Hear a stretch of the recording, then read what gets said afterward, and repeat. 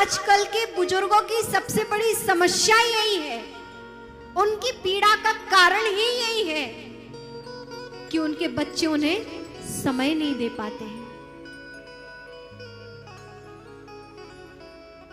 बहुत से लोग कहते नहीं हैं, लेकिन हर एक बुजुर्ग की ये पीड़ा है,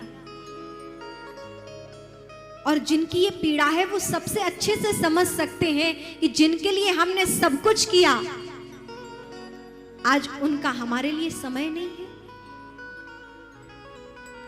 आज सबसे ज्यादा बुजुर्ग लोग डिप्रेशन में जा रहे हैं, अवसाद में जा रहे हैं। क्यों?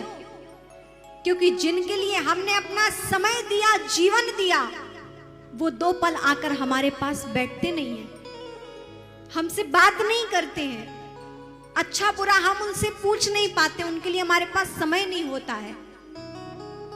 हर व्यक्ति को अपनी आयु का व्यक्ति चाहिए। बच्चे का मन किसके साथ लगता है?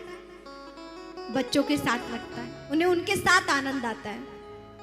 युवा को कोई बात करने वाला युवा ही चाहिए, लेकिन उन बुजुर्गों से कौन बात करे? हम उन्हें समय ही नहीं दे पाते हैं। और माता पिता जितने संघर्षों से अपने जीवन में नहीं टूटते हैं, अपने बच्चों की इन्हीं आचरण से माँ बाप बहुत अवसाद में पहुंचते हैं। इसलिए ये संभलने का समय है। कुछ क्षण अपना परमात्मा के लिए निकालो, कुछ क्षण उन परमात्मा स्वरूप अपने माता पिता, उन बुजुर्गों के लिए निकालो। ये जीवन निरंतर धन कमाने में, ग्रस्त जीवन का पालन करने में चलता जा रहा है, जाता जा रहा है, जाता जा रहा है। ये तर्पण भागवत है। आज हम सब, आप लोग जिन ने भी तर्पण भागवत बिठाई है, किस लिए? पितरों की खुशी के लिए, उनके निमित्त। वो पितृ तो हमारे बीच में नहीं रहे, जा चुके हैं, और उनके लिए हम इतना सब कुछ कर रहे हैं, उनकी प्रसन्नता के लिए। लेकिन हमारे पास अभी समय है। जो माता पिता आपके घर में हैं, जो सास ससुर बुजुर्ग लोग आपके घर में हैं, उनके रहते हुए आप उनको समय दें, उनसे प्रेम पूर्वक, सम्मान पूर्वक व्यवहार रखें, तो ही आपका यहां बैठना सार्थक है, तो ही आपका भागवत सुनना सार्थक है। और यदि ऐसा जीवन में आप कर नहीं रहे हो, तो यहां बैठना कोई बहुत सार्थक की बात नहीं है, सार्थकता नहीं है। यहां फिर आना एक सैर करने जैसा हो गया कि चलो कहीं मन नहीं लगा तो यहीं सही बैठ जाओ, एक भक्ति का स्वरूप हो जाएगा, कोई बात नहीं, भगवान का भजन।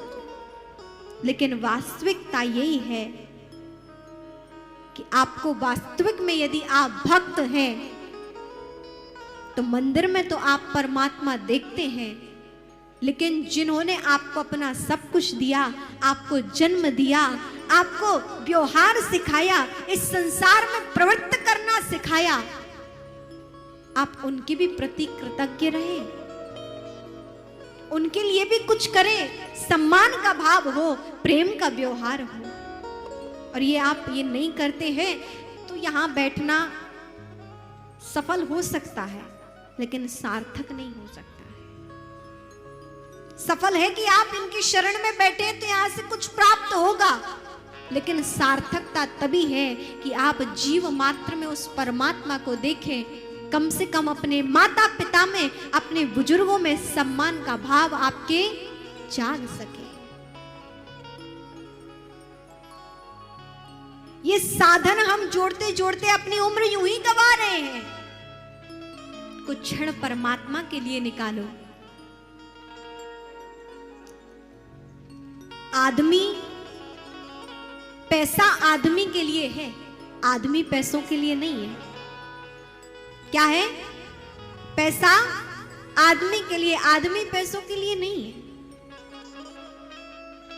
अभी होता क्या है कि हम धन के पीछे भाग रहे हैं, ये वास्तविकता है कि नहीं? ये सत्य की गादी है। बुरा जरूर लग सकता है, ये कड़वे शब्द जरूर हो सकते, कड़वी गोली हो सकती है, लेकिन ये सत्य की गादी है और यहां से केवल सत्य ही वाचन होता है।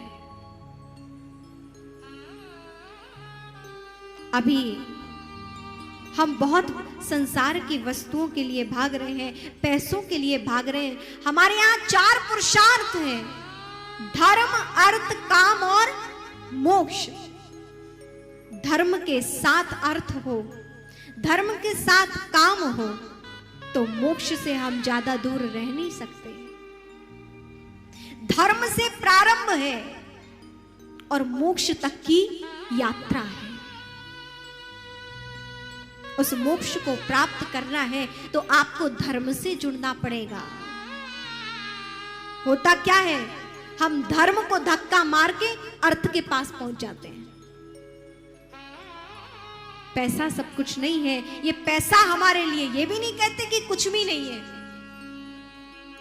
लेकिन पैसा सब कुछ नहीं है। पैसा यदि नहीं होगा तो इतने बड़े बड़े आयोजन कैसे होंगे? इसमें अर्थ की आवश्यकता है, अर्थ लगता है तभी कार्य होता है। हमारे अग्रशी कपल ग्रुप ने उस धन को एकत्रित करके सभी ने मिलाकर सबका सहयोग लेकर ये दिव्य आयोजन किया, तो इसमें धन की आवश्यकता है, लेकिन धन ही सब कुछ है ऐसा नहीं है। पैसा आदमी के लिए है, आदमी पैसों के लिए नहीं है।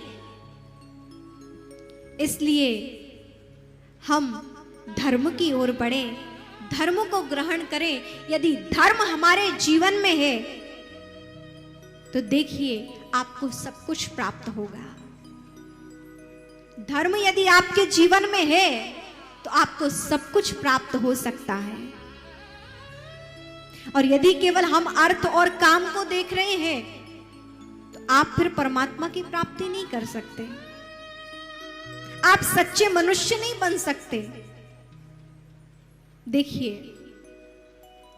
पशु पशु बनकर आता है और पशु बन के चला जाता है। कोई उससे कुछ कहता है कि तुम पशुवत कार्य करते हो? कोई कहता है पशुओं से? नहीं कहता, क्योंकि पशु यदि पशुवत कार्य कर रहा है, क्योंकि वह पशु है, पशु बन के रहा और पशु बन के चला गया तो कोई बात नहीं। लेकिन मनुष्य मनुष्य बनकर आता तो है, लेकिन मनुष्य बन के रहता नहीं है, मनुष्य बन के रहता नहीं है। क्योंकि हमारे जीवन में मनुष्यत्व के कार्य उनकी कमी है। हम अपने मौलिक गुणों से विहीन हो चुके हैं आज, तो हम मनुष्य बनने का प्रयास करें।